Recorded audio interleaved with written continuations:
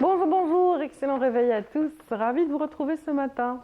Pour cette matinée dans Bonjour d'Algérie, nous parlerons de la célébration de Yennayer. Nous sommes à J-4 de cette célébration. Et pour en parler, nous aurons le plaisir de recevoir Rami Naziri. Donc dans sa rubrique consacrée au patrimoine, elle évoquera la question avec deux chefs et puis également connaisseuses des us et coutumes et de l'héritage en ce qui concerne cette tradition en particulier. Donc dans un instant, nous aurons aussi le plaisir de recevoir Madame Louisa Galez, chercheur dans ce domaine, le patrimoine en l'occurrence, et d'autres domaines que nous découvrirons justement lors de la conversation avec notre invité. Et puis aujourd'hui, il s'agira surtout de vous présenter un de ses ouvrages les plus récents. En l'occurrence, il s'agit d'un ouvrage intitulé Patrimoine culturel immatériel en Algérie. Alors, dans cette édition de Bonjour d'Algérie, nous aurons aussi le plaisir de mettre en relief un talent algérien. Il s'agit de Lotfi Belkhair, créateur de start-up, différentes start-up, dont la première a eu beaucoup d'écho et de retentissement en Silicon Valley. Donc, c'était ses débuts il y a quelques années aux USA. Aujourd'hui, il nous présentera ces toutes dernières start-up consacrées notamment à l'agriculture, de très beaux projets dont on discutera avec notre invité. Et puis, autre invité de cette matinale, il n'est plus à présenter. Il s'agit de Nordin Amirouche, ce leader, ce passionné, cet homme qui a la main sur le cœur et qui fait qui fournit tant d'efforts et qui fédère énormément de mécènes en faveur des non-voyants. Un très beau périple a été organisé par son groupe à travers le pays. On en parlera dans un instant. Et en parlant de celle qui parcourt le pays également, il s'agit de Hasna Zoubiri. Elle vient tout juste de rentrer d'une mission, mais elle va nous parler toujours de sécurité routière, bien sûr, dans Safety Road, pour ceux qui connaissent déjà sa rubrique. Merci encore une fois, mesdames, messieurs, d'être avec nous ce matin. On a plaisir de vous accompagner ce matin jusqu'à 9h30. Et comme d'accoutumé, nous démarrons ce magazine avec un point météo. Aujourd'hui, il est signé Amal Laribi. C'est parti.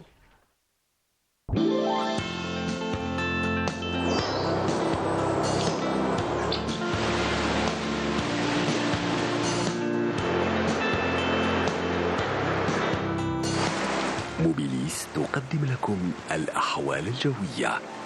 موبيليس، معا نصنع المستقبل. Bonjour Amel. Bonjour Radia. Ça va? Ça va, oui, Très ça va. bien. Fraîchement. Fraîchement, mais c'est tant mieux, c'est la saison, oui. non? Franchement, ça fait On plaisir. est bien en hiver. Hein. Ah oui, oui. Ça fait plaisir. on a eu aussi. tendance à l'oublier en décembre, parce qu'il n'y a pas eu d'hiver en Du décembre. tout, du tout, du tout. Oui. Mais là, on est ravis d'avoir la fraîcheur. Et la neige, et la pluie. La neige, la pluie. Vous êtes bien servis. Moi, je suis aux anges, là. Très bien, excellent.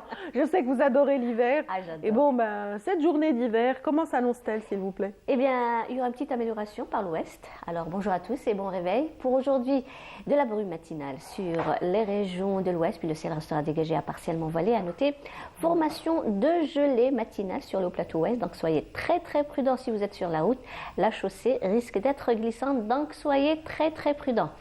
Par contre, vers le centre, eh bien, on aura peut-être quelques pluies durant cette matinée, puis une amélioration progressive sur les régions du centre, de la brume, de la grêle prévue cette fois-ci sur les régions de l'Est, mais plus près des côtes, avec des pluies qui sont parfois sous forme d'averses orageuses et localement assez marquées par endroits, mais plus près des côtes Est.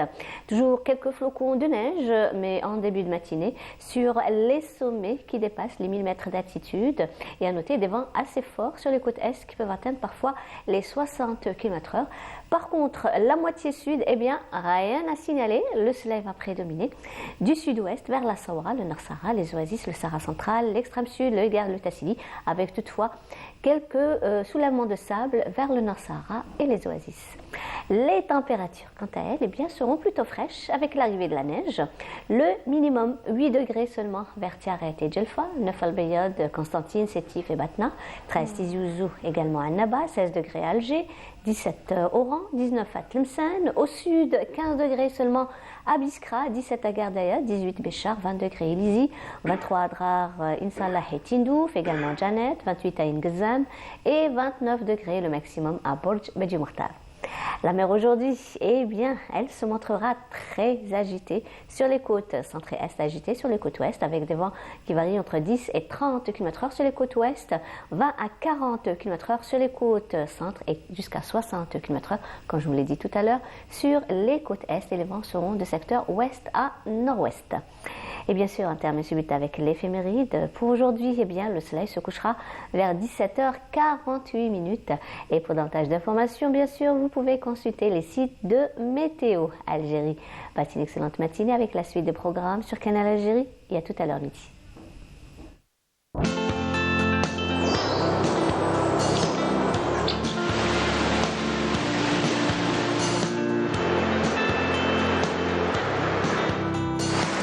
موبيليس قدمت لكم الأحوال الجوية. موبيليس، معا نصنع المستقبل. Merci infiniment. Hein. C'est moi qui vous Merci pour les recommandations. Hein. On a bien retenu. Glissade, probabilité Chaussée de glissade. Exactement. Voilà, il faut faire attention sur la chaussée. Elle est bien glissante. Ouais. En cette journée, dans différentes régions du pays. On verra ce que nous en dira Hasna Zoubeli tout à l'heure, hein, n'est-ce pas? Exactement. Voilà, dans Safety Road, bien sûr.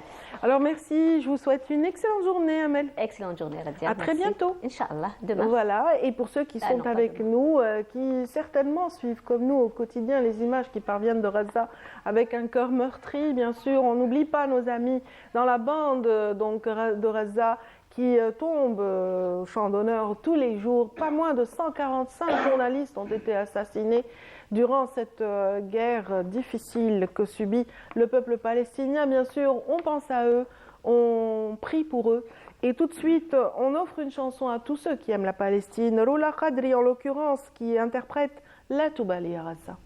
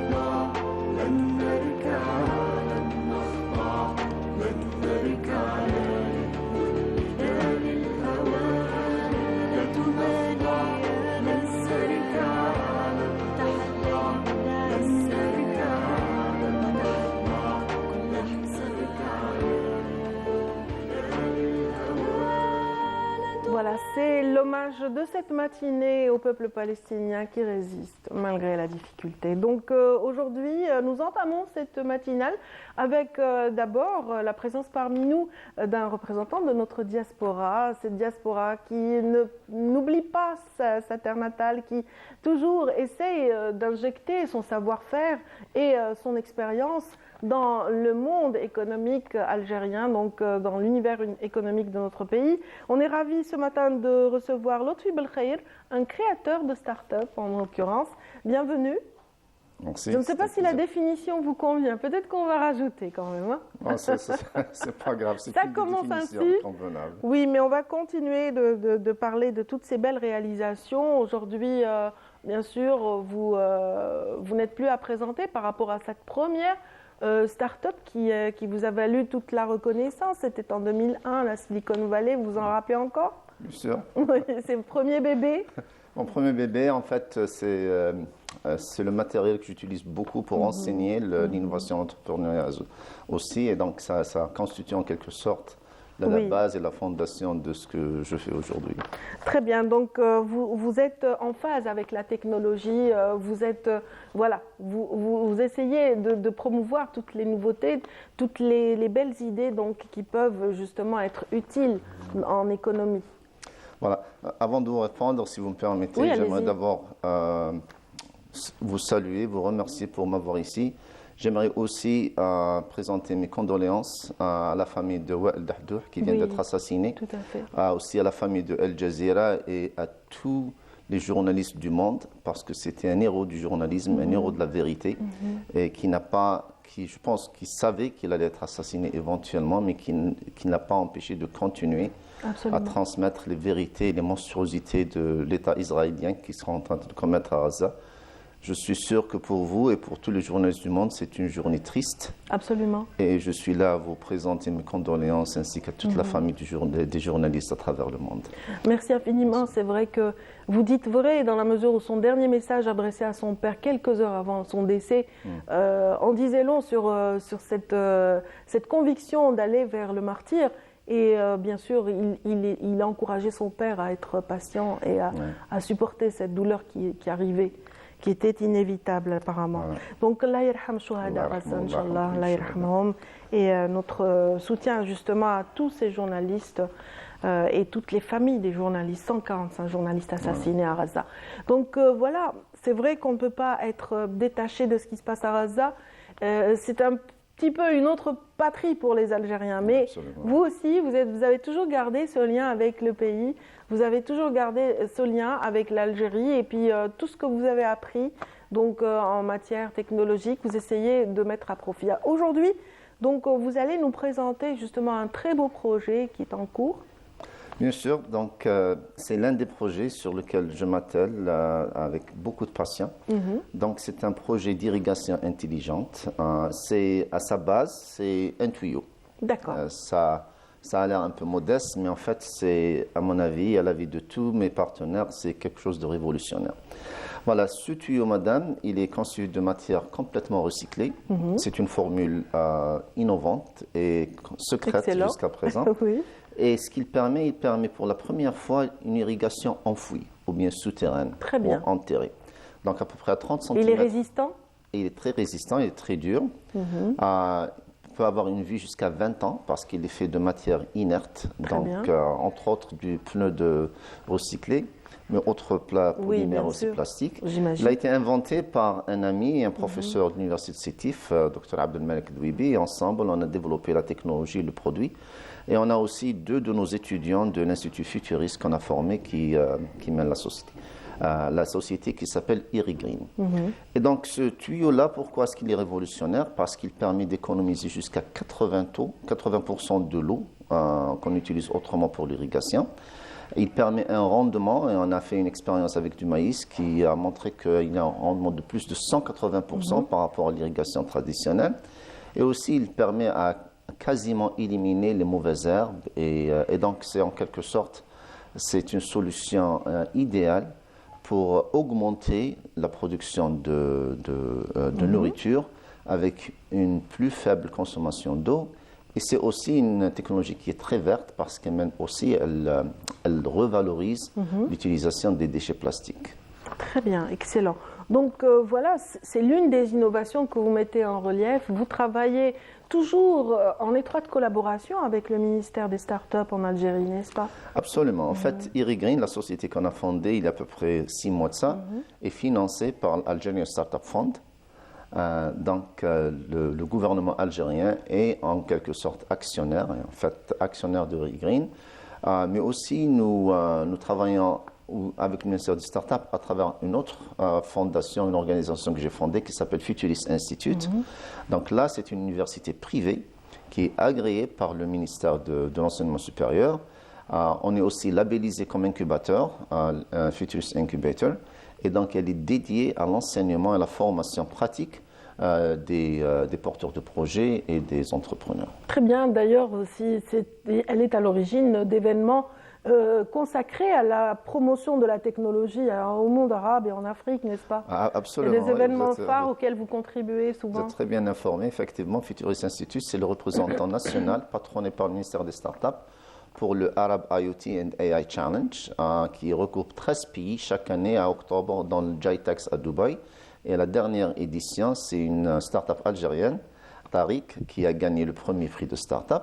On a aussi organisé le AI for Good, qui était dans l'African Startup Conference, qui a été organisé par le ministère aussi des startups et l'Aventure, Algérie Venture. Et là, il y avait 16 pays africains qui ont été invités à participer. On a eu plus de 150 participants, 50 qui sont arrivés à la stade demi-finale et 12 qui regroupent le Nigeria, le Kenya, l'Afrique du Sud et beaucoup d'autres pays africains qui ont été invités ici pour participer à la compétition finale. Voilà. À en juger votre sourire, vous êtes très fier de tout cela. Vous êtes aussi très fier de cette nouvelle technologie qui sera diffusée certainement à grande échelle. Mais quelle envergure vous envisagez pour ce nouveau-né? Ce nouveau-né, je pense, qui va profiter à l'agriculture. Qui, je pense, va révolutionner le monde de l'agriculture. Et non pas seulement en Algérie, mais à travers le monde, mais primordialement en Afrique. Parce qu'il y a un manque d'eau, il y a une population en pleine croissance, et aujourd'hui, la culture ou l'agriculture est une industrie très polluante. Donc, elle consomme beaucoup d'eau, beaucoup d'énergie, elle a une empreinte carbone qui est énorme, et ça, bien sûr, ce n'est pas soutenable. Et donc ça permet maintenant de réduire l'empreinte carbone, réduire la consommation d'eau, réduire la consommation d'énergie, et optimiser le rendement de la nourriture. Voilà. Excellent. Ben, on souhaite bonne chance et vraiment toute la réussite à ce beau projet. J'espère qu'il connaîtra un grand succès autant chez nous qu'ailleurs. Et justement, donc, votre intérêt pour la technologie en qualité de formateur vous a valu aussi une reconnaissance dans les pays arabes que vous venez de citer. Aux Émirats arabes, vous occupez un poste actuellement qui est intéressant. En fait, je suis au Qatar. Oui, donc, au Qatar. Je suis l'adjoint directeur de la transformation entrepreneuriale à l'Université de Qatar. Donc, j'ai développé le contenu de formation. C'est un écosystème d'innovation au sein de l'Université nationale de Qatar, qui est la plus large université au Qatar. Et c'est une initiative qui est stratégique parce qu'elle est directement sous l'égide du recteur de l'université et qui enseigne et qui forme dans l'innovation et l'entrepreneuriat technologique, non pas seulement les étudiants, mais aussi les professeurs et les enseignants. Excellent. Donc moi, j'aimerais que ceux qui nous regardent ce matin découvrent aussi tout un parcours qui a commencé, on le disait, en 2001. En 2001, comment est-ce que l'inspiration vous est venue pour la création de Kirtas Technologies? C'est une très bonne question avec une très longue réponse. Kirtas ou Kirtas, comment on dit? Parce que Kirtas, c'est le carnet. Voilà. En fait, Kirtas, c'est inspiré de Qirtas, de l'arabe. Et quand les journalistes américains me demandaient qu'est-ce que ça veut dire, je leur répondais par la suivante. Je disais le nom Qirtas, en fait, a deux origines. Oui. Une origine arabe, qui vient du mot Qirtas, qui veut dire parchemin ou livre ou papier. Voilà. Et le mot Kirtas, qui est un anagramme pour at risk. At risk, c'est donc tous les livres qui risquent d'être perdus s'ils ne sont pas numérisés. Très bien. Parce qu'en fait, Kirtas, elle a inventé le premier scanner de livres automatique et le plus rapide au monde. Donc, ça permettait au lieu de passer toute une journée, une demi-journée à scanner et numériser un livre, avec notre machine, vous pouvez le faire en 8 minutes, en plus de 170 langues, y inclus l'arabe. Très bien, donc c'est dire que c'était une révolution à l'époque où vous l'avez lancé. Et aujourd'hui, on a vraiment énormément d'applications qui aident dans ce sens. Et voilà. Effectivement, pour moi, la numérisation, c'était une tendance universelle. Mais si on ne numérisait pas les livres, on ne numérisait pas le savoir qu'on a accumulé pendant les 500 ans. Donc on aurait perdu, en fait, le bien le plus, et l'acquis le plus précieux. C'est ça qui m'avait poussé à développer le scanner de livres automatique. Mais pour revenir à votre question précédente, pourquoi est-ce que, comme physicien, théoricien, pourquoi est-ce que je me suis donné à cœur et à fond dans le monde du business? C'était en fait la réalisation que l'invention et l'innovation, ce sont deux choses différentes. La recherche scientifique et l'innovation avec un impact socio-économique sont en fait deux choses qui sont très différentes et que l'innovation, ce n'est pas la valorisation d'inventions techniques, mais c'est plutôt la solution à des problèmes socio-économiques par des solutions techniques. Absolument. Et ça, c'est vraiment ça, c'est cette réalisation qui m'a poussé à quitter le monde académique et aller dans le monde du business. Pratique. Voilà. C'est-à-dire tout ce qui peut servir l'humanité de façon directe ou être injecté dans une économie quelconque. Donc ce que vous faites au quotidien, les tuyaux que vous tenez, parce que les téléspectateurs qui ont peut-être raté le train en marche au début doivent se demander pourquoi vous triturez comme ça vos tuyaux. On va peut-être rappeler ce que c'est comme invention, parce que ça aussi c'est de l'innovation, c'est de l'irrigation intelligente, c'est bien ça. Exactement. Pour moi, je ne suis pas lié à une technologie. Donc, j'ai fait du hardware, du software, j'ai fait de l'intelligence artificielle. En fait, à Kirtas, on avait développé des logiciels de traitement d'images qui étaient absolument uniques au monde, qui avaient impressionné même les gens de Google et de Microsoft. Et donc, qu'est-ce qu'un physicien peut faire avec des tuyaux en plastique? Oui. Et pour moi, c'est pas ça qui compte. Oui. C'est pas le hardware. Il y a beaucoup de gens qui disent on doit faire que de l'intelligence artificielle. Moi, non. Si cette application d'intelligence artificielle ne résout pas des problèmes socio-économiques, ne crée pas des richesses nouvelles, ne sert à rien. Donc moi, je suis vraiment attiré par quelle est la solution à un problème énorme, un problème global. Et le problème global aujourd'hui, c'est que la manière d'irriguer, la manière traditionnelle d'irrigation n'est pas soutenable. Elle est trop gaspillante, elle est trop polluante.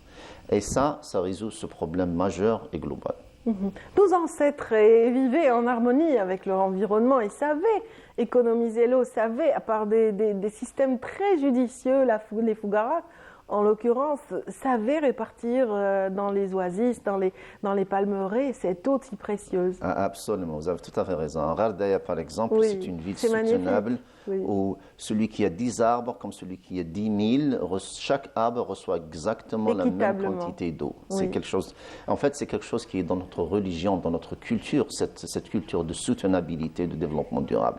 Mais aujourd'hui, pour le faire à une échelle moderne, on a besoin de technologie, on a besoin d'innovation, on a besoin de nouvelles idées qui nous ramènent aux solutions traditionnelles, mais d'une manière différente et d'une manière qui peut aussi être scalable, qui peut se faire pour des milliards de gens au lieu que des millions ou des dizaines de milliers. Moi, je profite de votre expérience et de votre expertise ce matin pour vous poser une question relative à l'intelligence artificielle. Oui. Énormément de polémiques l'année dernière autour de cela et de l'usage, surtout à la sortie de ces moteurs très innovants et très intéressants, comme ChatGPT et toutes les applications qui ont suivi par la suite.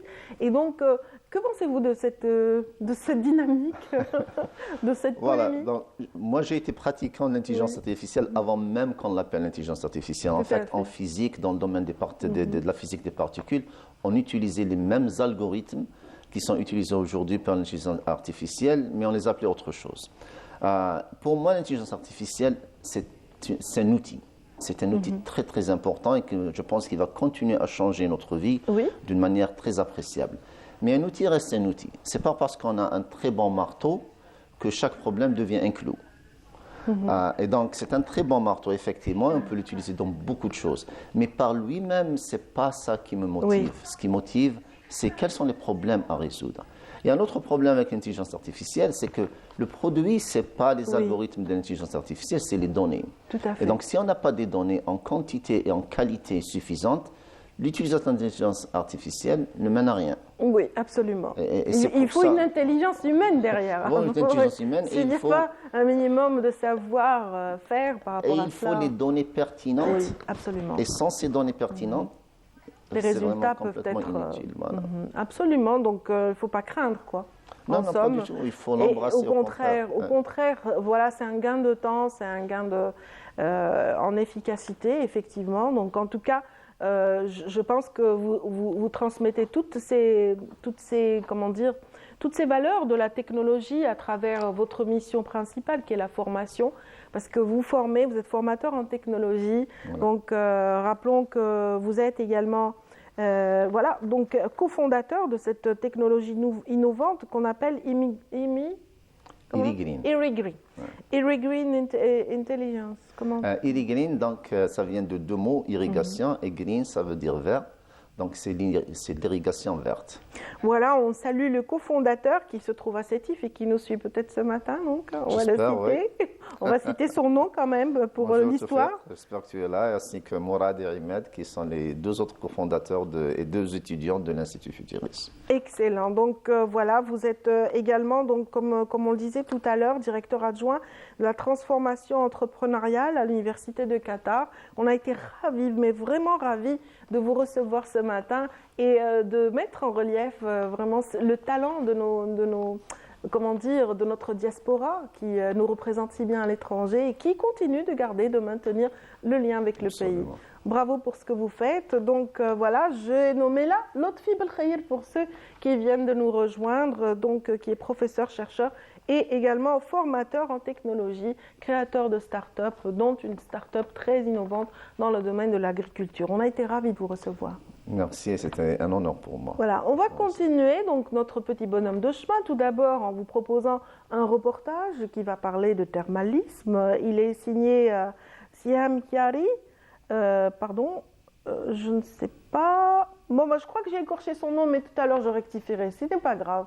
Voilà, qu'elle me pardonne, puisse-t-elle me pardonner. Donc, le centre de repos thermal de Biskra, c'est tout de suite en images et c'est parti.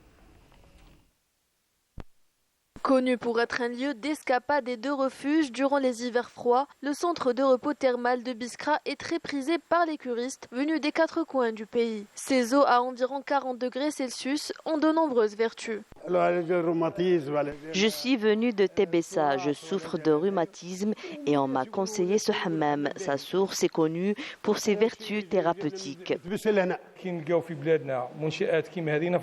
Nous sommes très contents de trouver de telles infrastructures touristiques en Algérie. J'ai profité des vacances d'hiver pour venir de N'Gaous avec ma famille.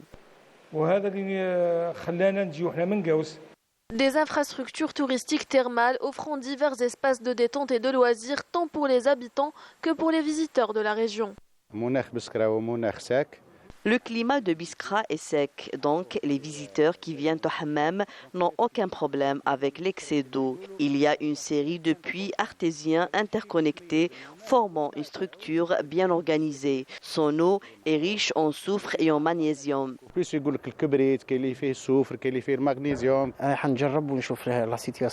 J'ai longuement entendu parler de ce hammam et je vais le tester pour la première fois. Les eaux de ce hammam contiennent du soufre, ce qui est excellent et bénéfique pour la peau. Avec ses stations thermales aux vertus thérapeutiques, la wilaya de Biskra devient une des destinations privilégiées des Algériens, surtout durant la période hivernale. Durant cette période, nous avons énormément de centres de thermalisme qui sont des plus intéressants avec une eau bénéfique testée et approuvée mondialement. Donc, je citerai en l'occurrence Gergour ou alors donc Guelma, donc qui sont vraiment les plus prisés en cette saison hivernale. Je vous conseille d'en tester quelques-uns. Ils sont magnifiques, je vous l'assure. En tout cas, elle teste pour nous les routes, elle teste pour nous les comportements. Il s'agit de Hasna Zoberi qui vient de s'installer et qui revient d'un beau voyage à Maaskar. Bonjour. Bonjour Nadia. Ça va? Alhamdulillah. كاش حمام في معسكر؟ Non, Pas le temps, hein, quand on pas travaille. du tout. Pas du tout. Après, C'est si vrai. on a accompli notre mission et on est rentré sur Alger. Voilà, un spa ne serait pas de refus après une mission comme, mais pas à comme la Masca, vôtre. je pense pas. D'accord. Pendant une mission, on n'a vraiment pas le temps. Très bien, c'est une belle ville que j'ai eu l'occasion de visiter, que j'ai beaucoup aimée. Et donc, voilà, qu'en est-il de Mascor? Je pense que vous avez un petit peu pu recueillir des images qui vont peut-être enrichir le thème d'aujourd'hui. En fait, le thème d'aujourd'hui n'a rien à voir avec la dernière Donc, mission. on oublie Mascor, Voilà, on met de côté Mascor. Voilà, donc Mascor, peut-être le temps de préparer, puisqu'on est rentré Oui, c'est qu'il vrai. y a 2 jours, donc le temps de le préparer. temps de la cuisson. Voilà, le temps de la cuisson, peut-être la semaine Oui, prochaine, Inch'Allah. absolument. Lors de la prochaine Absolument. rubrique. Donc, aujourd'hui, on va parler de traceurs GPS en Tout l'occurrence. à fait, Très tout à bien. fait. Donc, on a vu que le vol de voitures ne cesse d'augmenter, que ce soit dans la capitale ou dans d'autres régions du pays. Plusieurs solutions classiques ou modernes, c'est-à-dire les automobilistes ont recours à plusieurs moyens pour justement sécuriser leur véhicule et D'accord. de pallier au vol de voitures. Donc, entre autres, un moyen moderne qui a fait apparition il y a quelques années, c'est le traceur GPS, Radia. D'accord. Et de quelle manière est-ce qu'il peut être efficace, ce traceur? Alors, d'après les services de police, il y a eu beaucoup de voitures qui ont été récupérées grâce à ce traceur. Très bien. Donc, c'est un traceur qui est très efficace. Bon, efficacité à 100% n'existe pas, mais il aide beaucoup justement à pouvoir tracer son véhicule et de savoir où est-ce qu'il se trouve lors d'un vol. Oui. Le cinéma nous a enseigné que les voleurs évoluaient avec la technologie également. donc- Oui, malheureusement. Bon, pour l'instant, je pense qu'elle n'est pas si connue que ça. Alors, c'est peut-être pour ça. alors que le ça marche. traceur, il est placé, on ne sait pas où est-ce qu'il est placé. Donc, Très lors bien, de... donc c'est ça l'astuce. Donc, tout dépend de l'emplacement. l'entreprise qui le place, donc Très qui bien. l'équipe. Toute entreprise a son emplacement. Donc, D'accord. lors de la réalisation du reportage, on avait arrêté de filmer lors de l'emplacement, donc pour ne Absolument, pas parce que savoir pour où est-ce maintenir qu'il le est. secret. Oui. Exactement, exactement. Donc c'est un moyen qui est, comme je l'ai dit, donc, qui est efficace et aujourd'hui qui est très abordable. Avant, il coûtait un peu cher, donc c'était pas à la portée de tous les automobilistes pour pouvoir l'équiper dans leur véhicule. Mais aujourd'hui, on peut l'équiper à partir de 10 000 dinars. Ça va, c'est Donc accessible 10 quand 000 même. dinars, si on compare avec le prix de la voiture, c'est de fois rien du tout. Absolument. Vous avez un reportage donc en un point? Alors, en principe, on a un reportage, mais dans la qu'il y a région, un on n'a petit pas souci, pu. Voilà, il y a un petit donc, souci technique, mais on avait illustré donc, à travers des images. Voilà. Donc, c'est un traceur qui est. Oui. Donc, c'est un traceur qui est équipé donc, dans le véhicule, comme on l'a dit à Radia. Et les images qu'on est en train de voir, on peut le connecter avec son téléphone portable. Voilà. D'accord. Donc, à travers donc, le téléphone portable, on voit où se trouve notre véhicule. Très bien. On peut vraiment suivre l'itinéraire qu'a suivi le voleur. Là, Donc, on est en train de voir d'autres images, donc d'autres moyens classiques, comme la canne, Très bien. qui est aussi efficace. Donc, il y a aujourd'hui plusieurs sortes de cannes. La canne de l'embrayage, mais aussi la canne du volant, qui est très tendance en ce moment. Voilà. Oui, Ça, très c'est la bien. canne du volant. Oui. Donc voilà, on Qui voit la bloque le volant. panoplie, on voit la panoplie justement sur ces Voilà, images. la cette panoplie canne, de- elle bloque le d'outils. volant et elle permet de Celle-ci sécuriser. me semble pratique. Parce que moi, je serais incapable peut-être de serrer quelque chose, mais là, au niveau du volant, ça me semble très Oui, intéressant. en fait, la canne de l'embrayage, elle est efficace et elle est facile à utiliser à la D'accord. Je J'ai te jamais l'assure. essayé. Moi, j'ai Non, mon elle est alarme facile. et je m'en... Sauf que pour certaines voitures, elle peut être risquée. Donc, Oui. des fois, si on tire plus fort, donc on peut... Abîmer quelque chose. Oui, on peut abîmer l'embrayage. Voilà. Ça m'est D'accord. arrivé. Ah, mon Dieu. Donc, je parle en connaissance de cause. Ah, bah, j'ai bien dit que le volant, c'était plus pratique. Oui, c'est plus pratique, effectivement. Peut-être. Plus On serre, pratique. ça a l'air un peu à la portée d'une femme. Facile, Facile à placer. Facile. Oui, puis ça évite de se baisser, ça évite de faire plein Exactement, d'efforts. exactement. Mais aujourd'hui, pour moi, c'est-à-dire le GPS, il est la solution idéale. Idéal pour essayer de sécuriser son véhicule, surtout si on garde notre véhicule à l'extérieur. Donc si on n'a pas de garage, c'est pas évident. C'est une bonne option, une bonne solution à envisager. Oui. Pour nous aussi, hein, oui, écoutez, on gare souvent voilà, on garde notre véhicule à l'extérieur, que ce soit ici dans notre lieu de travail ou si on fait nos courses ou ailleurs. Voilà, donc un traceur GPS est toujours très... Merci pour cette, pour ce rappel, parce que moi, ça me tente maintenant. Je suis tentée de le faire. Voilà, et ça va. Si c'est généralisé, ça va dissuader un petit peu les voleurs. Exactement. Mais malheureusement, comme vous l'avez si bien dit, Radia, malheureusement, les voleurs sont aujourd'hui très futés. Mais espérons que ça. Et très connectés, donc ils savent très bien. Voilà, ils évoluent avec la technologie. Donc Absolument. Malheureusement, oui. Absolument. Mais que peut-on dire encore par rapport à cette manière de protéger sa voiture? Écoutez, Radia, aujourd'hui, il y a plusieurs entreprises. Donc, aujourd'hui, il faut savoir où équiper son véhicule. Il faut savoir aussi qu'il y a des entreprises qui arnaquent, qui placent des équipements qui ne sont pas très efficaces. Donc, certains traceurs GPS, donc le bon traceur GPS est connecté avec la cartographie du GPS. Très bien. D'autres pas. Donc, ils peuvent arnaquer, ils peuvent marcher un moment et s'arrêter à un moment donné parce qu'ils ne sont pas... je vais pas citer donc il faut le prendre pays le d'origine. Temps. Voilà, je vais pas citer le pays d'origine. Il faut tester son matériel. Voilà, il faut aller aux bonnes adresses. Donc, le fournisseur doit absolument fournir ce service, c'est-à-dire faire le test, prouver parce que le bon traceur GPS, donc il est connecté, comme je l'ai dit, avec votre smartphone, donc à travers une puce.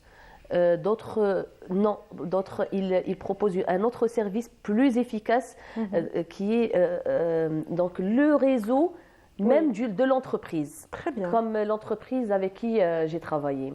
Excellent. Là, Radia, on est en train de voir des images de l'alarme auto.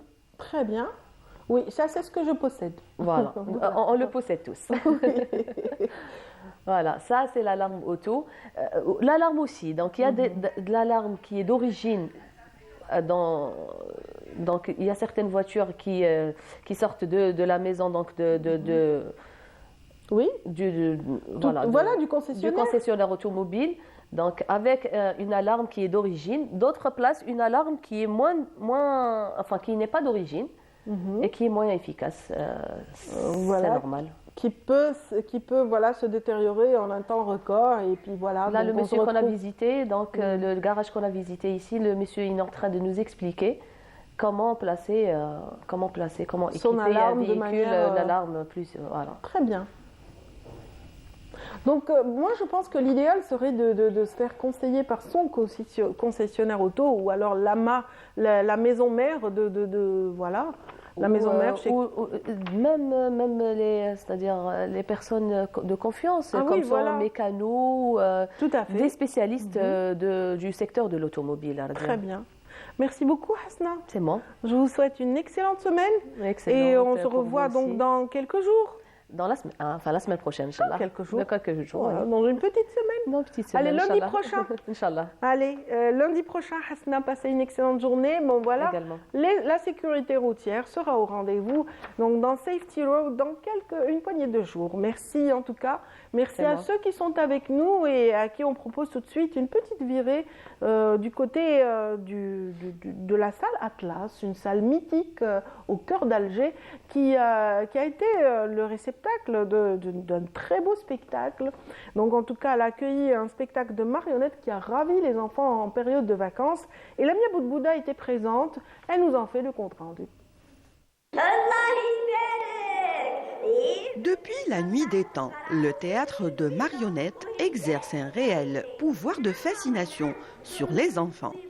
Ces petits personnages ou animaux qui s'animent grâce à la virtuosité et au talent du marionnettiste Faisal Senoubri. Ils intéressent, ils veulent voir des personnages ماشي إنسان. Par exemple, حيوان, وحش, غولة, كيما نقولوا كانوا يحكيوا لنا بكري. Il imagine هذيك l'imagination خرجوها له في الماريونيت. L'histoire est celle de Fuiro, un petit rat qui se servira sans demander la permission de sa voisine. Celle-ci le punira et demandera réparation pour l'éduquer. L'histoire est racontée par Battahar Mahmoud, un Hakawati. جبنا حكاية فيها قصة الأطفال بواسطة عن طريق العرائس. L'histoire est racontée à travers le jeu de marionnettes.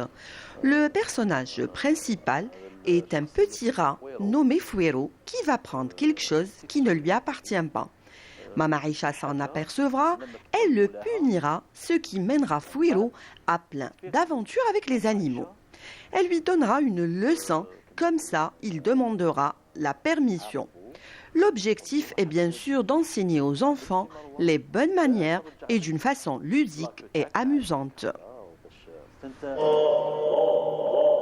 La compagnie Studio des Petits a transporté les enfants dans un monde imaginaire où s'est mêlé contes, chants et magie de la marionnette.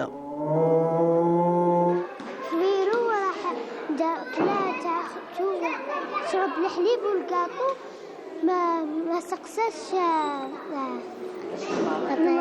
طاطاعيشة ما سقساهاش فهمت بلي ما لازمش ندير الحاجه بلا ما نسقسو البروبريتير تاعها لازم توجور زعما هكذا يصبنا الحاجه ولا هكذايا نخلوها ولا نسقسو على البروبريتير تاعها باننا لا ناخذ اشياء الاخرين باش ما نديش حاجه بلا ما نستأذنوا من مولاها شوفوني لي ماريونات الأصوات تاعهم جات تضحك طفولية مليحة يبوجيو دي مينيون عفسة صغيرة هكا ولا اللحن.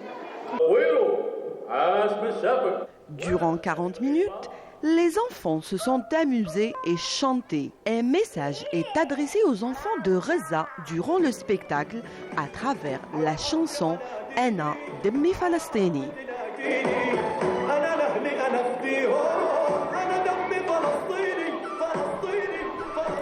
Voilà, donc on quitte la salle Atlas pour revenir au studio où nous recevons un digne représentant de notre diaspora en Italie. Il s'agit de Monsieur Nordin Amirouche. On est ravis de vous recevoir ce matin. Voilà, pour ceux qui ne vous connaissent pas, c'est le président d'une association, Une Canne pour l'Afrique, une association donc, qui œuvre depuis pas mal d'années en faveur des non-voyants chez nous et qui a permis justement à ces non-voyants autonomie, accès à de l'activité sportive, accès à des activités ludiques et de toute façon, qui mieux que M. Amelouche pour nous en parler. Donc on va rappeler brièvement le concept de Canne pour l'Afrique. Donc notre association s'occupe des non-voyants, oui, des adultes et des enfants, plus d'enfants que d'adultes. Les adultes, ils ont besoin de matériel pour être autonomes, pour vivre autonome. Les enfants, ils ont besoin de matériel scolastique. On a créé cette association il y a 20 ans, c'est 21 ans cette année. On a ça. On n'est pas venu pendant le Covid. Pour une année, on a sauté le voyage. Eh bien, je suis revenu il y a 2 ans tout seul, comme un grand. Ouais. Voilà. Je suis inconscient. Et puis, on revient chaque année. On fait 2-3 régions pour pouvoir donner un petit sourire aux enfants, pour aider les nécessiteux. Voilà. Pas seulement le sourire, je pense l'espoir aussi, parce qu'on espère, quand on a un handicap, on espère accéder à la vie normale, accéder à un minimum de cette vie. Oui, les non-voyants, c'est un problème. Le problème des non-voyants, c'est être autonome et avoir... on pratique le sport des non-voyants parce qu'ils ont besoin d'avoir de l'équilibre.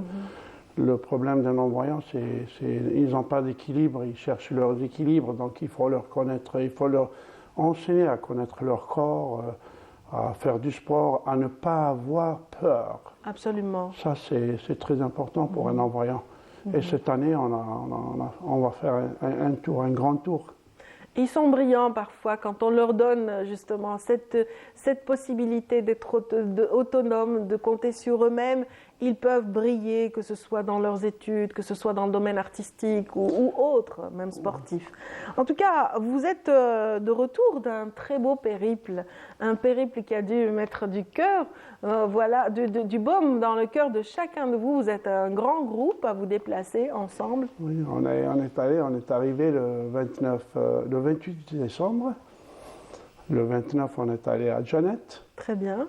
On a rencontré les autorités de Janet, ils ont été accueillis. En fait, je voudrais bien remercier notre gouvernement. Ils nous ont donné l'autorisation pour amener tant de matériel. Le ministère de l'Intérieur, ils nous ont donné l'autorisation qui a été demandée par le professeur Kriati de la Fondation Forel. Oui. Et Ragiri aussi, ils nous ont permis de transporter tout le matériel qu'on avait, et il y en a beaucoup de matériel. Excellent, beaucoup, mais ce sera jamais assez pour le nombre de malades qui existent, certainement. Jamais assez.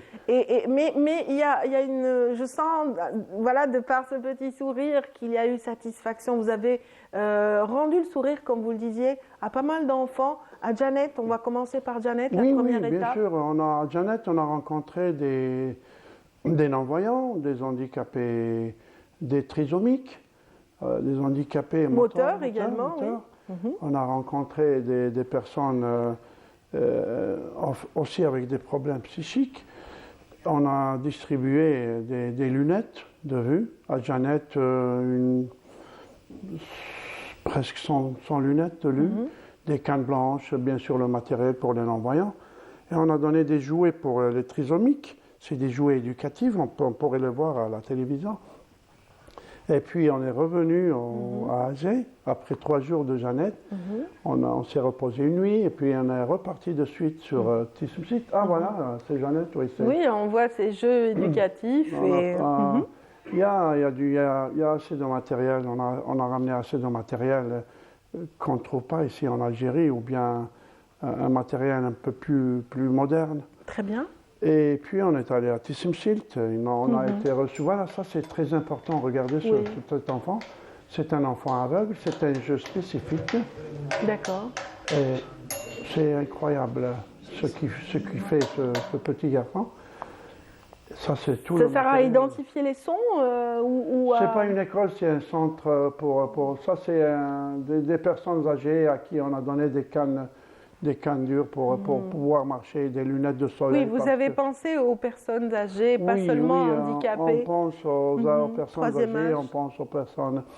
Vous savez, les personnes âgées ont besoin surtout dans le sud, des lunettes de soleil pour ne pas avoir des problèmes de vent de sable ou bien de poussière. Et puis on est allé à Tissoumsilt, on a été reçu par le wali de Tissoumsilt, on le remercie en direct. Il a été super, il nous a accueillis chaleureusement. Voilà, c'est ça, c'est Tissoumsilt, c'est les cannes qu'on donne. Voilà, il a une canne à moitié, dans notre canne, il marche avec une canne qui n'est pas régulare, elle n'est pas... Voilà. Il va apprendre, en fait, c'est ce que vous essayez pendant votre séjour, vous les initiez à l'utilisation. Ils ne savent pas marcher avec les cannes, donc il faut lui apprendre à marcher avec une canne. Voilà, et ils ont peur. Oui. Ils ne doivent pas avoir peur, la canne, c'est leurs yeux. Oui, vous les mettez sur rail, vous leur donnez le moyen de gagner en autonomie, d'apprendre l'usage de ces outils, notamment aussi tout ce matériel scolastique que vous avez offert aux enfants. Oui, on a du matériel scolastique qu'on a donné aux enfants. C'est des cahiers de dessin que chez nous, le dessin pour les non-voyants est un peu difficile. Donc on a ramené des cahiers de dessin spécifiques pour les non-voyants. Et puis il y a des cannes, et puis il y a un peu de tout. Il y a un peu de tout. Je sais que voilà, c'est difficile d'énumérer tous les objets, tous les outils que vous avez amenés et qui sont précieux pour des personnes en situation de handicap. En tout cas, vous êtes un groupe de 8. Voilà. Oui, on est 8 personnes, on peut le voir 8 en tout à l'heure. provenance d'Italie, votre lieu de résidence actuel, et puis deux personnes qui ont assuré le relais à partir d'ici. Oui, il y a 2 personnes, il y a la Forem qui me suit, il y a 2 volontaires de la Forem, Kamal et Asdin, c'est mon ombre. Kamal, c'est mon ombre en Algérie, donc il est souvent avec moi, il est venu faire un stage en Italie, il a fait un stage dans notre institut, il a appris à enseigner le sport, donc quand je suis là tout seul, il m'aide beaucoup.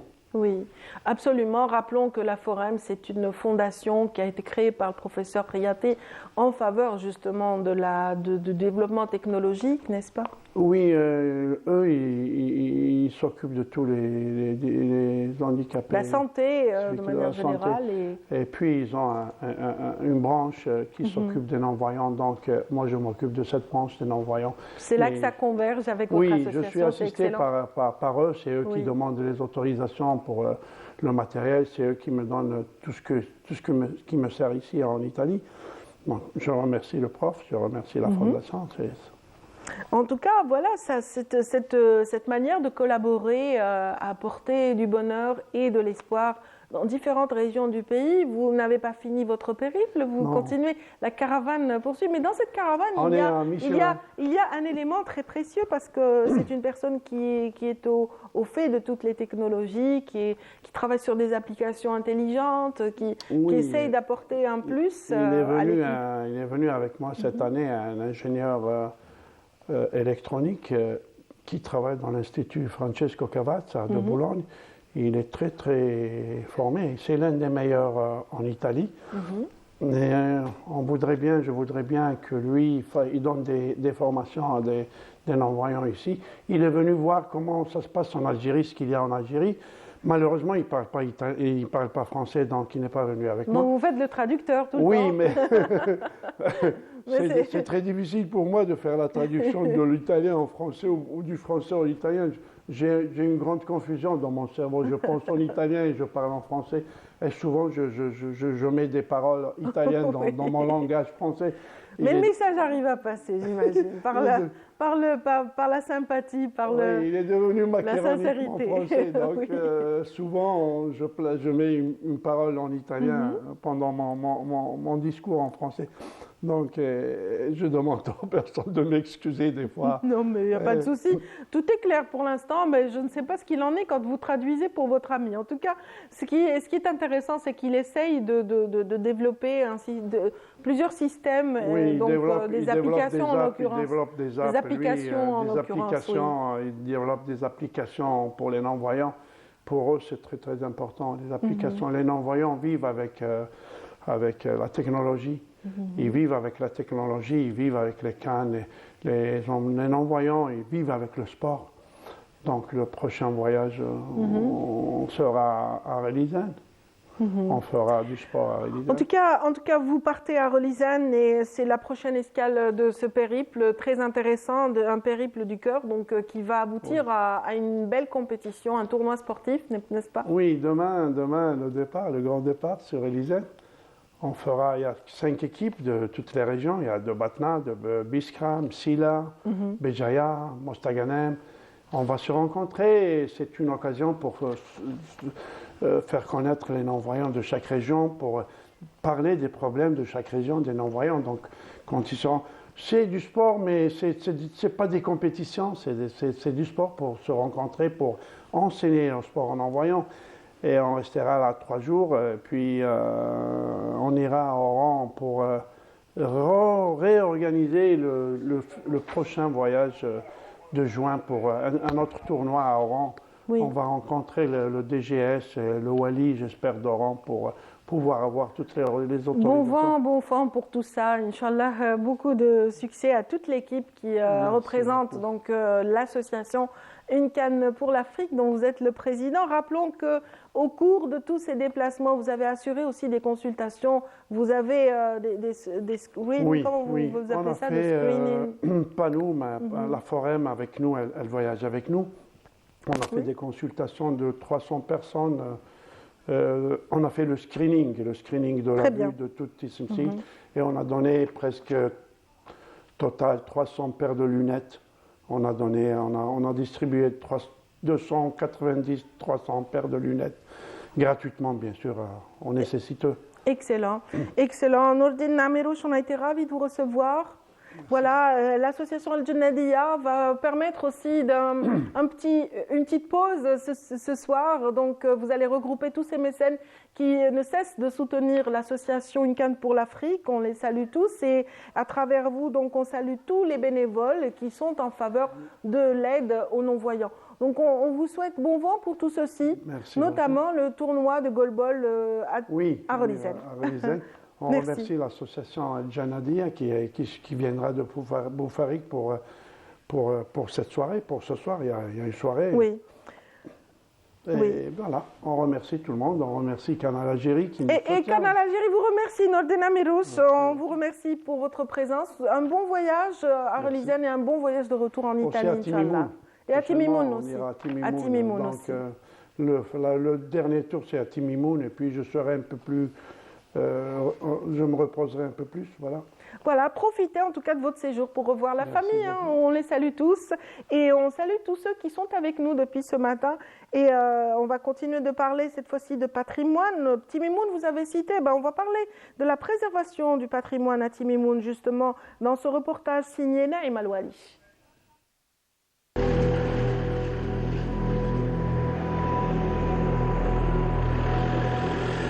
Ce qui frappe en premier quand on visite Timimoun, la millénaire oasis rouge, c'est sans doute son architecture. Et le bâti emblématique, c'est le siège de Cap Terre, un ancien caravansérail, aujourd'hui monument classé. Mais les artisans bâtisseurs, il n'en reste guère que deux à Timimoun. Abdelkader est l'un d'entre eux. Artisan formateur, il veille à transmettre à travers les ateliers qu'organise Cap Terre cet art séculaire propre à cette ville réputée route du sel.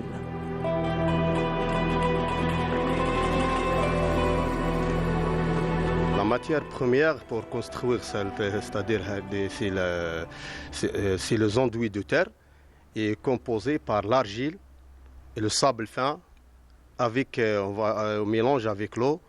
On va essayer de mélanger cette pâte. On va, c'est-à-dire attendre au moins 2 heures, 3 heures de reposer la pâte. Après, on lève la pâte. Donc, on va essayer de étaler, c'est-à-dire la surface, c'est-à-dire sur le mur. Entièrement construit en briques de terre dont les murs sont sculptés avec des motifs géométriques à symboles variables, ce bâti est une sorte de réplique des vieux qsar de la ville. Les symboles, ça dépend. Donc il y a les symboles qui ont des interprétations. Il y a des symboles jusqu'à maintenant, c'est-à-dire c'est aléatoire.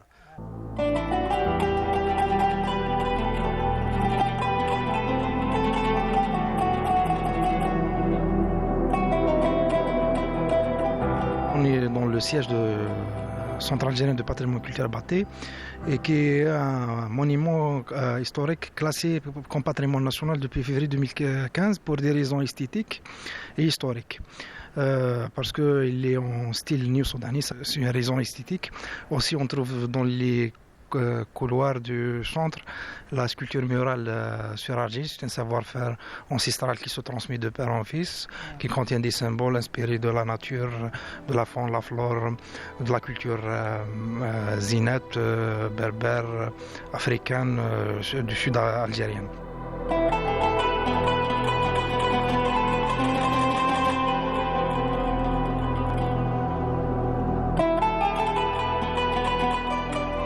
Sortis de terre, il y a des millénaires, les tout premiers bâtis sont les nombreux qsour, ces châteaux semblables aux citadelles dominant routes, oasis et infinies ergues occidentales.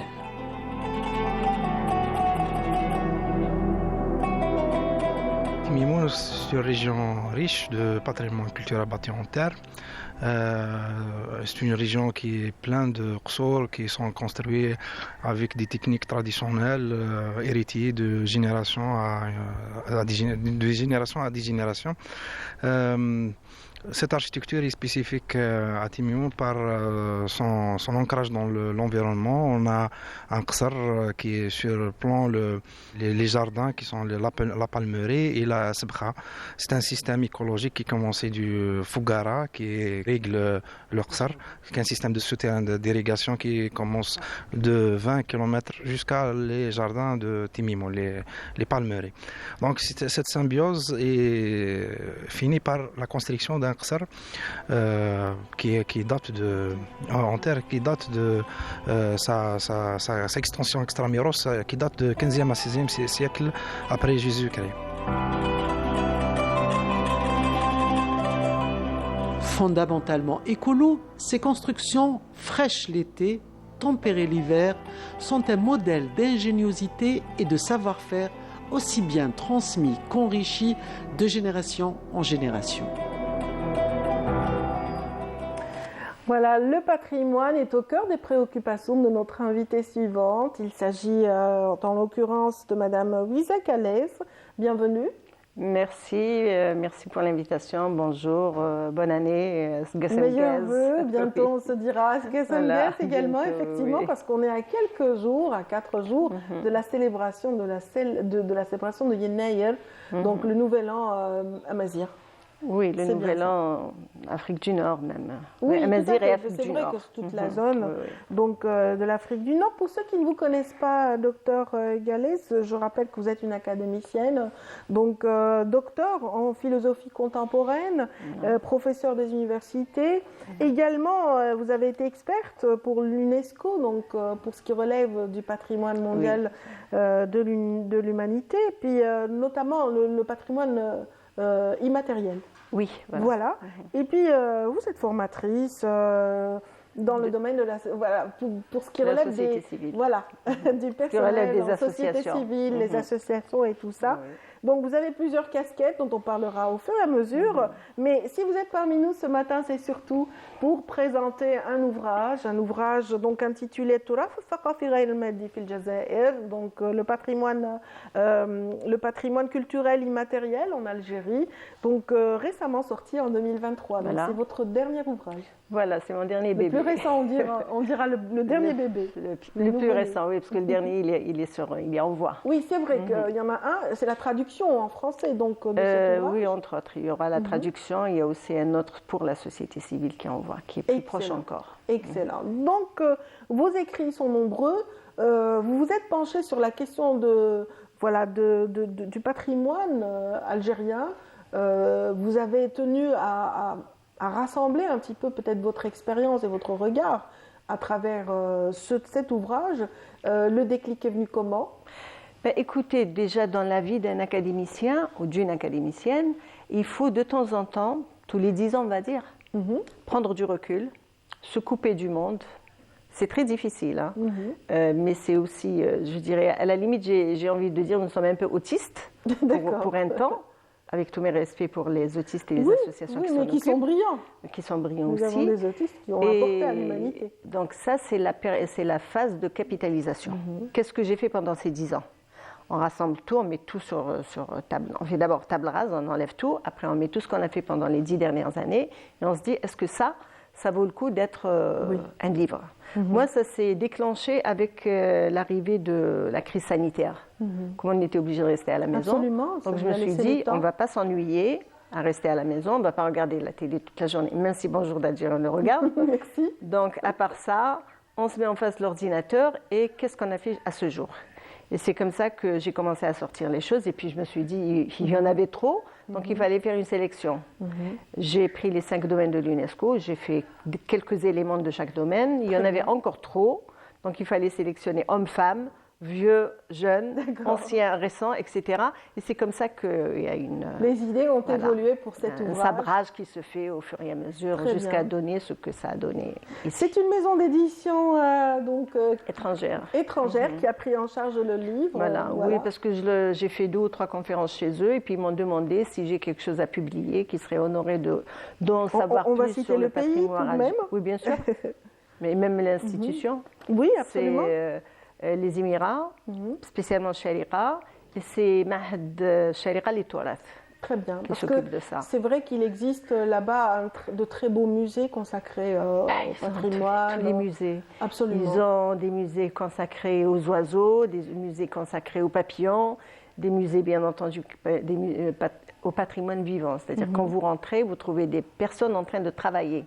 Oui. Et vous voyez leur production qui est étalée devant eux. Et donc, ils sont assez avancés, je dirais même très avancés en matière de patrimoine. Le voyage de la philosophie vers le patrimoine est-il aisé? Oui, en fait, c'est un aller-retour. Oui, c'est un aller-retour parce que la philosophie, c'est vrai, on est plutôt dans les cieux, comme dirait Platon. Et puis, le monde réel, pour lui, c'est une image du monde idéal qu'on ne voit pas, mais qui est l'origine. Alors, comment je me suis retrouvée dans le monde, dans la duplication du monde idéal, parce qu'il y a l'idée et puis les exemples qui représentent l'idée. Et donc, moi, je me suis retrouvée dans ces exemples qui représentent l'idée. Ces exemples, ce sont les productions patrimoniales. Eh bien, ça s'est fait à travers le mythe. Je travaillais sur la mythologie grecque, un domaine que j'adore. Oui. Et puis, je me suis rendu compte, à travers notamment le livre de Madeleine Gravitch, qu'il y avait beaucoup de mythes qui ne m'étaient pas inconnus. Oui. Ils ne m'étaient pas inconnus parce que quand j'étais petite, bien petite, pas jeune, petite, c'est-à-dire 3 ans, 4 ans, 5 ans, voilà, on allait en Kabylie et à l'époque, les arrière-grands-tantes étaient toutes vivantes. Et donc, le soir, il n'y avait pas encore l'électricité. Et c'est rentré récemment, hein. C'est pas avec la venue d'Edison. Et puis, donc, l'arrière-grand-tante, elle nous réunissait autour du feu et nous racontait des histoires. Ces histoires, je les ai retrouvées chez Madeleine Gravitch. Par exemple, voilà. Oui, comme Zouch Lakhdar, comme Le Roula, comme Warzen, comme... il y a beaucoup d'histoires que j'ai retrouvées là-dedans. Et je me suis dit, mais effectivement, après, je me suis rendu compte que Madeleine Gravitch, évidemment, elle a rassemblé quelques mythes de la mythologie grecque qu'on va retrouver surtout chez Homère, chez d'autres Grecs de l'époque. Et ceux qui ont fait ces mythes, ils faisaient le tour en bateau de toutes les villes méditerranéennes. Absolument. Donc, inévitablement passant par plusieurs ports d'Algérie, enfin d'Algérie actuelle, plusieurs ports numides. Et ils rassemblaient, ils restaient dans chaque port 3 mois, 4 mois pour rassembler les histoires qui étaient racontées à l'époque, dans les histoires qui étaient racontées chez nous et qui sont restées de cette époque-là à ce jour. Donc, je ne peux pas dire que mon arrière-tante a lu Homère, je ne peux pas dire non plus qu'elle est partie en Grèce, et donc il n'y a que la Grèce qui est venue à elle. Absolument. Parce que ces histoires existaient chez elle. Donc, voilà. il y a ces échanges culturels qui étaient présents à cette époque-là. Voilà. Ça se reflétait dans l'architecture, ça se reflétait dans les différentes cultures, et puis, ça se reflétait aussi dans la mode vestimentaire de cette époque. Et de oui, Tim el-Heft, c'est un versant traditionnel de toute la tenue qui se faisait, qui se tenait, qui se portait, qui se vêtissait dans tout le pourtour méditerranéen. Elle a disparu de partout. Il reste quelques vestiges d'elle en Kabylie, un peu mieux portantes chez les Chaouia, assez bien portantes dans le sud algérien. Et c'est pour ça qu'il est important de passer par sa protection particulière, par un musée de Tim el-Heft, par Melhfa, par tout un travail qui doit se faire autour, parce que nous sommes les seuls détenteurs de cette civilisation de cet héritage, méditerranéen. Et Dieu sait que c'est très diversifié chez nous, c'est-à-dire qu'on est un pays continent, dans chaque région, on a un versant de culture qui a ses spécificités, etc. Qui a ses spécificités et en même temps qui a beaucoup de ressemblances. Absolument. Le burnous aussi, Melhfa, donc moi je la retrouve jusqu'à... Ça ressemble à une Melhfa, ce que je porte, n'est-ce pas? Oui, si on veut. Ça rappelle un peu. Oui, tout à fait. Voilà, donc je pense qu'il faut se pencher là-dessus très très sérieusement. Il faut créer beaucoup de structures qui s'occupent de ça, même des structures spécialisées. On en a créé une qui est très bien, à Tlemcen, qui est le musée d'interprétation du costume algérien. Il faudrait démultiplier ça, et pas seulement avec le costume, avec tout le reste. Un musée pour l'art culinaire, un musée pour l'agriculture traditionnelle, un musée pour l'écologie, pour plein de choses. Donc il y a énormément de choses à faire. Très bien. Vous en faites déjà pas mal, donc vous avez décidé en tout cas de rééditer cet ouvrage qui raconte différents pans de cet héritage immatériel algérien. Et donc, on aura la version en 2024, la version française. Oui, la version française en 2024. Oui. Donc voilà, et puis sous l'égide du CNRPH, vous avez aussi travaillé sur un volet qu'on va peut-être citer, c'est le soufisme aussi. Oui, alors dans le CNRPH, j'ai travaillé sur le soufisme, mais j'ai travaillé d'abord sur le patrimoine en général, parce que j'ai fait plusieurs inventaires de wilaya, une partie de ce livre est grâce au travail que j'ai fait au CNRPH. CNRPH, pour ceux qui ne connaissent pas, c'est une institution algérienne monumentalement souveraine, qui était tenue autrefois par Mouloud Mamri pour donner un petit peu l'idée de ce que c'est. Ce qu'on voyait tout à l'heure sur Timimoun et tout ça, il a été le premier à dévoiler le patrimoine de Timimoun. L'Ahlil, entre autres. L'Ahlil, oui, qui a été inscrit par la suite. Voilà. Et donc, c'est un travail monumental qu'on fait là-bas. Par ailleurs, au CNRPH, je me suis aussi occupée du soufisme, d'où le livre que j'ai fait, Eva Dvitremerovic, qui est une femme soufie, qui était aussi une amie, que j'ai traduit en arabe parce qu'elle voulait absolument parler arabe et elle n'a pas fait parce qu'elle a appris l'iranien.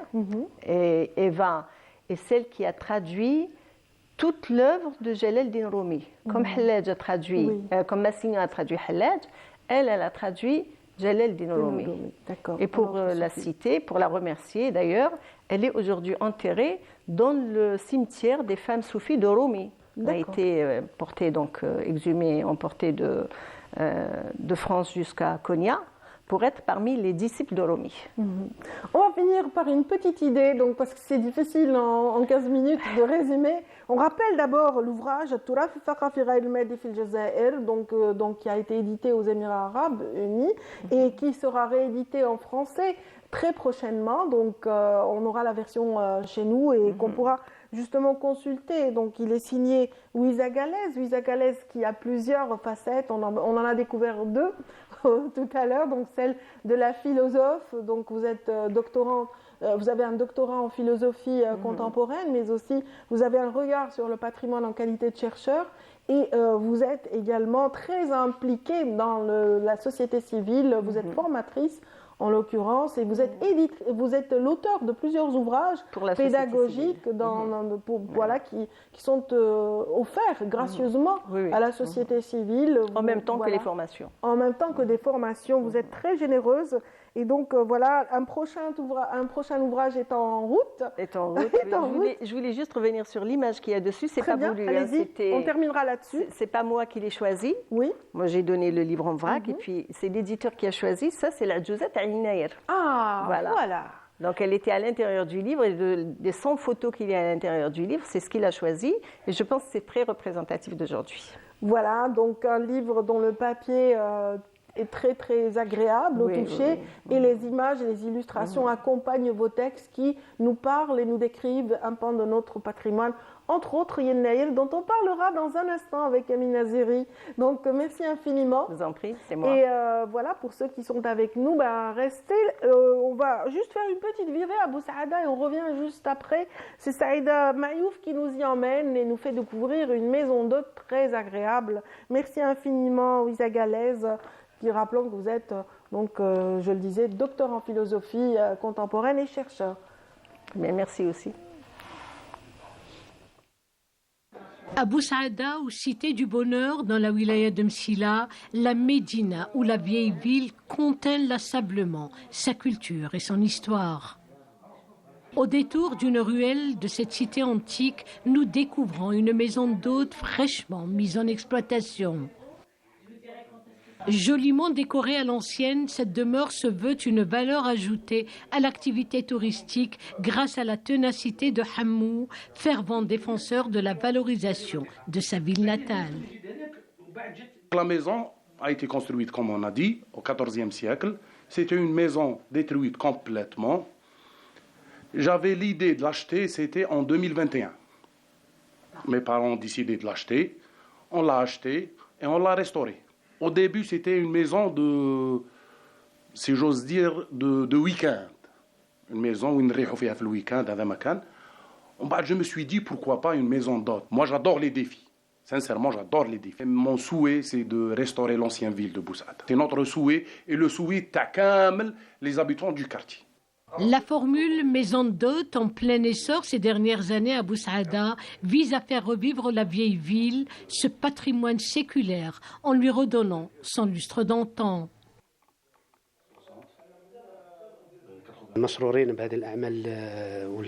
Nous sommes très satisfaits par de telles initiatives car ça permet de redonner vie à notre chère vieille ville de Boussaada. Cette opération ne signifie pas seulement restaurer les murs d'une vieille bâtisse, mais il s'agit surtout d'une dimension plus large, historique et civilisationnelle, car Boussaada a toujours été par le passé un rayonnement culturel et cinématographique d'envergure.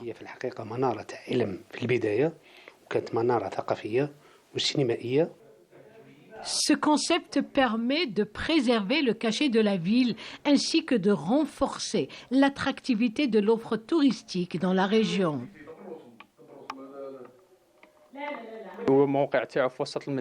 Cette maison d'hôte située en plein cœur de la vieille ville de Boussaada dégage un charme particulier car elle a été restaurée avec la même architecture et les mêmes matériaux de construction d'antan, reproduisant ainsi le cachet typique de la région. Ça replonge les touristes dans une époque révolue, ça demeure un dépaysement très apprécié. Véritable alternative à l'hôtellerie classique, les maisons d'hôtes constituent pour le secteur du tourisme une aubaine afin de pallier le manque à gagner en matière d'infrastructures d'hébergement face à la demande croissante de touristes locaux mais également étrangers. Voilà, on quitte la cité du bonheur, donc Boussaada, pour revenir à Alger, au studio de Canal Algérie, où se sont installées des dames connaisseuses justement de ce patrimoine, de cet héritage. On va commencer par un membre de l'équipe, d'abord Amina Ziri, bonjour. C'est un honneur pour moi en tout cas, merci beaucoup d'être oui. Merci à toi de promouvoir tout notre héritage. Merci. Voilà. Merci. Autant en radio qu'en télé, et vous n'êtes pas seul aujourd'hui. Exactement, donc صباحكم برباحكم و100 وردة في مراحكم. Voilà. Beaucoup de roses. Merci, j'aime beaucoup. Donc, يناير appelé aussi يناير ou la Djouza. يناير est un mot en tamazight désignant le premier mois dans le calendrier berbère. يناير fut célébré depuis la nuit des temps par nos ancêtres qui ont quand même préservé ce prestigieux héritage et le conservé de génération en génération. Justement, la célébration de Yenaïr, Radia, à travers l'Algérie, se fait différemment d'une région à l'autre.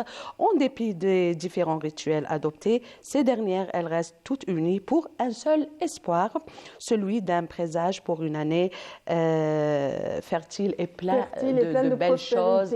Beaucoup de prospérité, et donc de l'abondance en tout cas. Inch'Allah, et de paix. Et de paix dans le monde. Vos invités sont très bien habillés, donc une touche traditionnelle qui égaye notre plateau ce matin. On va les nommer, quand même, on va les présenter. Donc Nedjet Louami, bienvenue.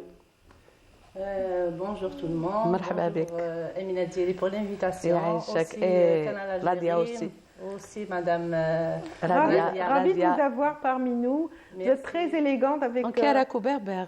Oui, bien sûr, on voit que les motifs sont différents. Ce ne sont pas des arabesques. Exactement. Ce sont les formes qu'on retrouve dans la tapisserie berbère. C'est un caraco.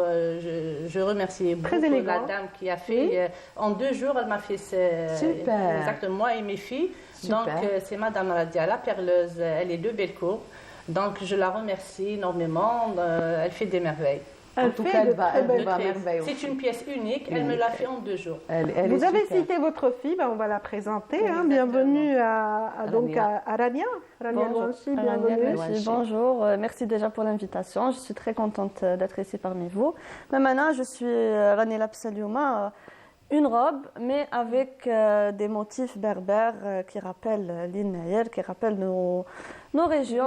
La bijouterie, donc, notamment la bijouterie d'Atienli, qui est très célèbre, qui représente dignement tous ces beaux villages donc, perchés dans nos montagnes et qui préserve une certaine tradition, la célébration de Yenneyer en l'occurrence, qui est célébrée à travers le territoire national, mais de différentes manières. Exactement.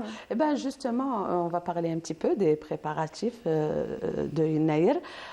Donc, on a le plaisir de recevoir Madame Nedjet Lawami, qui s'intéresse à notre patrimoine culturel, et Rania aussi, l'ONG, qui fait des merveilles en ce moment. Dans quel domaine? À travers les réseaux sociaux. Donc, on va parler des préparatifs. Il paraît que, Radia, les préparatifs ont bien commencé chez Madame Lawami. De quelle façon, justement? Voilà, depuis que j'étais toute jeune, je voyais ma mère, on célèbre cet événement avec un grand honneur. Pourquoi? Parce que ça coïncide avec l'anniversaire de ma sœur. Ça c'est pas mal. Je lui dis joyeux anniversaire aussi là. Donc à chaque fois qu'on prépare, c'est le dîner berbère, typiquement berbère. Qu'est-ce qu'on prépare? C'est le couscous avec les 7 fécules. Comme on dit en kabyle, c'est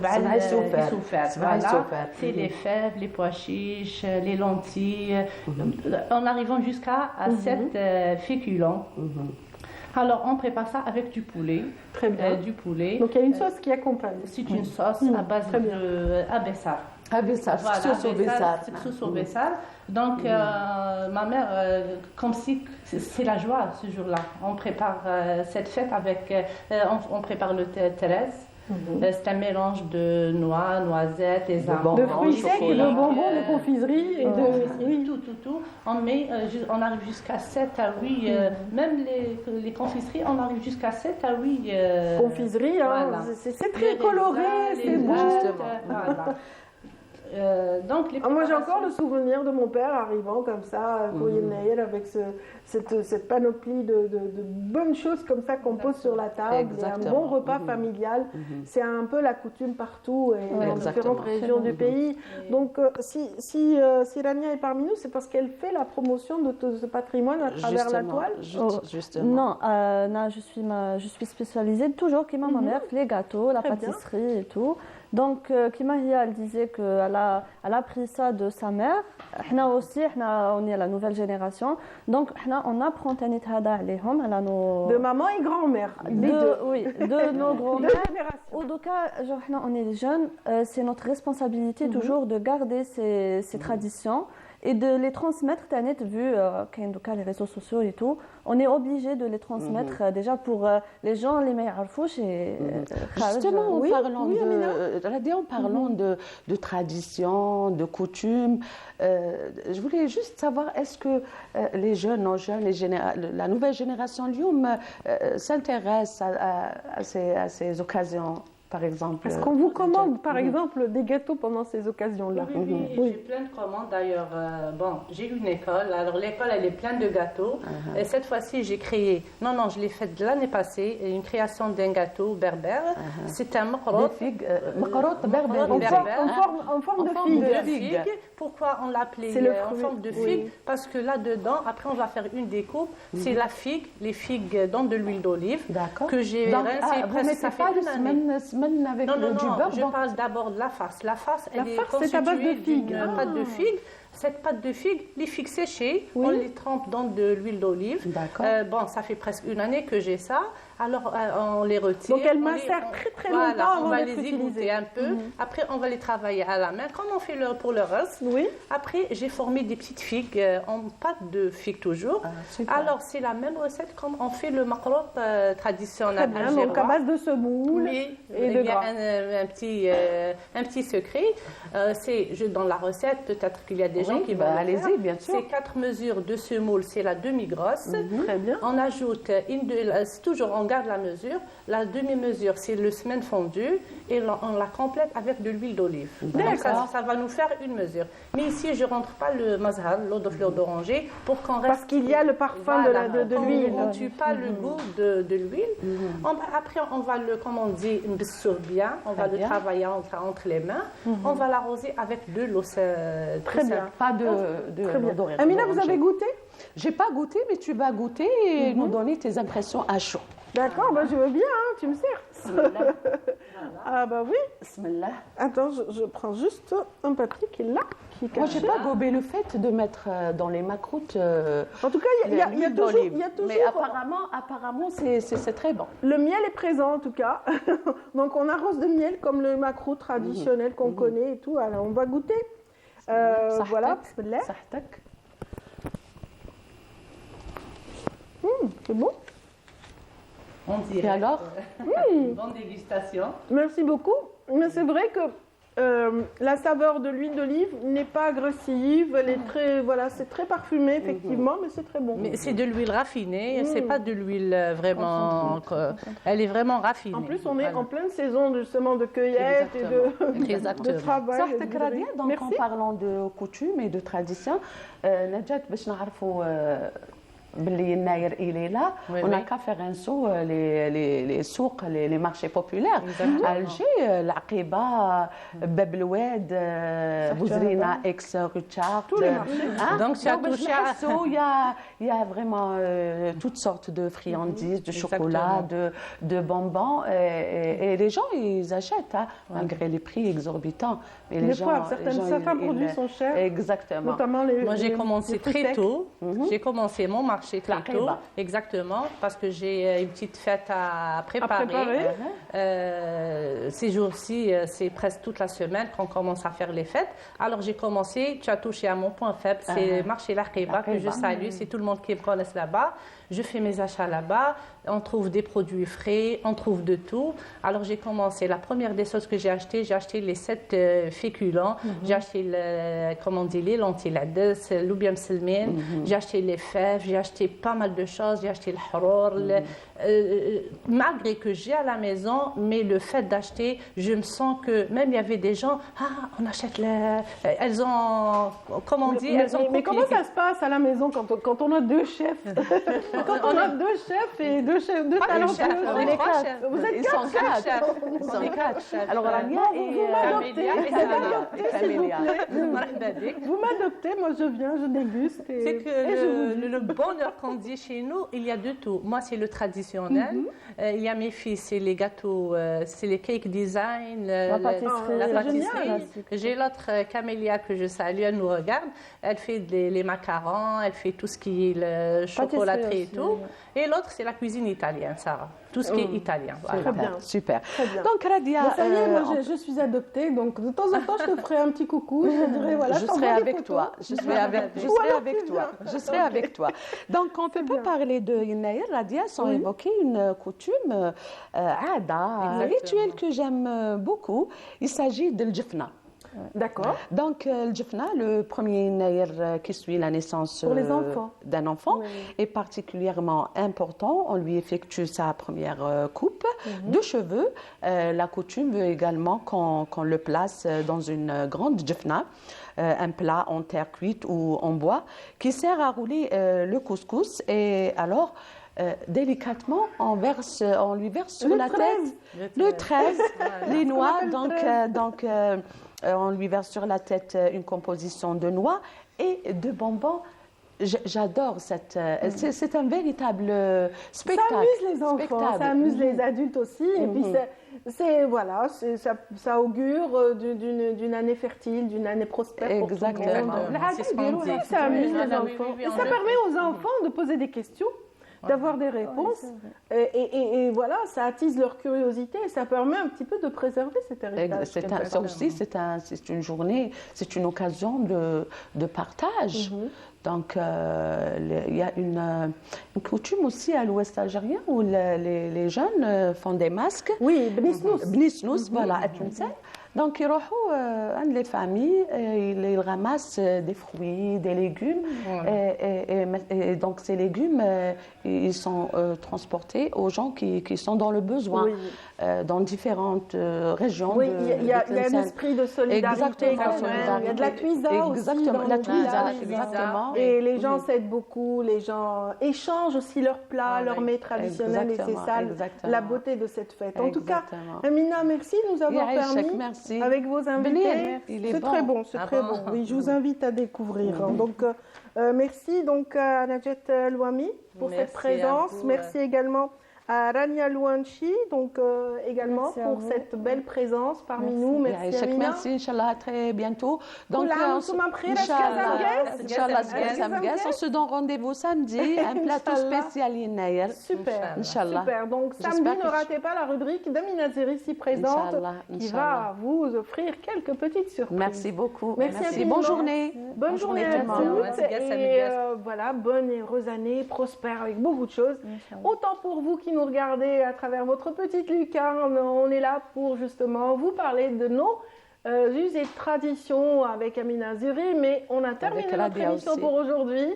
On vous souhaite de passer de bonnes fêtes de Yennayer. Vous retrouverez notre collègue Smaïn Belkaidia dès demain. Quant à moi, je vous donne rendez-vous la semaine prochaine. Je vous embrasse. À très bientôt. À bientôt. Merci.